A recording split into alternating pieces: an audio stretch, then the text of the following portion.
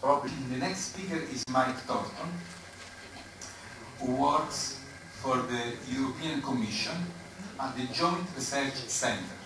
Mike has been working as part of the team on assessment methodologies and criteria for the identification of European critical infrastructure in support of the proposed directive of the European critical infrastructure protection. That is, this is exactly the subject we are going to talk today. So now I leave the floor to Mike Thornton. I switch off my mic, otherwise it will start blooming. So, Mike, please. Thank you very much. Well, thank you very much indeed. First, for inviting me here to this wonderful place, and it's a long, long time since I've been to Rome. I apologise, I should be speaking in English, però anche in italiano dopo. Per questo è più facile con me in inglese, anche perché ho soltanto 25 minuti di fare. Okay, let's go. There's a lot to get through. It's high impact and it will improve your English. So let's just have a look at the background to the directive and what it was all about. And it followed the atrocities of the 9/11, which you're all aware of, and the Madrid train bombings in 2004, at which point the European Council asked the Commission to prepare an overall to protect critical infrastructure within the EU. It's enormous great states within the US to nominate the facilities they felt were critical. So, for example, in that list is the White House, no surprise there. The Pentagon, Fort Knox, where a large proportion of the gold bullion is held.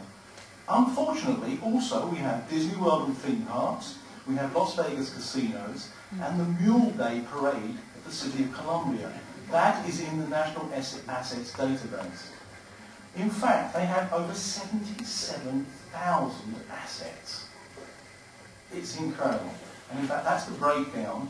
They're the different sectors they looked at, and you can see them as they are. So, public health, commercial assets, shopping centres. 17,000 shopping centres are put in there.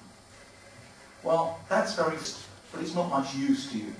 So the Department of Homeland Security then had to screen and analyse these 77,000 items on the list based on various criteria, and finally came up with the 2,500, which they said were critical to the nation. Okay, so that's a good way of doing it, but it's not the best way. So we would learn from that. So the European approach, we changed things slightly. We still let the member states decide what is critical. The Commission, who I represent, do not impose and say the infrastructure is designated, which means it also has to be agreed by the member state on which the infrastructure actually resides. So it's not an imposition by the Commission or the Council. So the sectorial criteria, what are they? We have 10.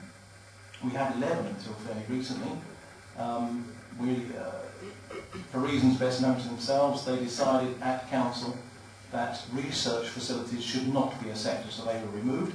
So we have the 10 sectors there, and member states apply the criteria that we define amongst those various sectors. So important ones such as energy, ICT, water, food, transport, right way up to space. Then comes the second step, which is the infrastructures on the European population. So we have the two areas there of critical infrastructure. And so again, we have this huge, great definition of what transboundary means, but it's much easier to actually look at it in another way. Europe is unique. And I don't say that because I'm very pro-European, it is unique.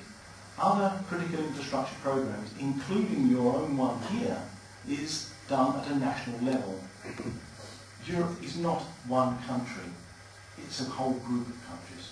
So we have to satisfy 27 countries, plus the Commission. So we have 28 people pulling in different directions. And we also have to accept that there exist existing critical infrastructure plans. So the advantage and added value of a European one is that we complement this with this famous programme, the EPSIC, in a transboundary context. If we look at this, this is Buncefield, the Buncefield oil refinery fire in the UK. It was the biggest fire in Europe since World War II.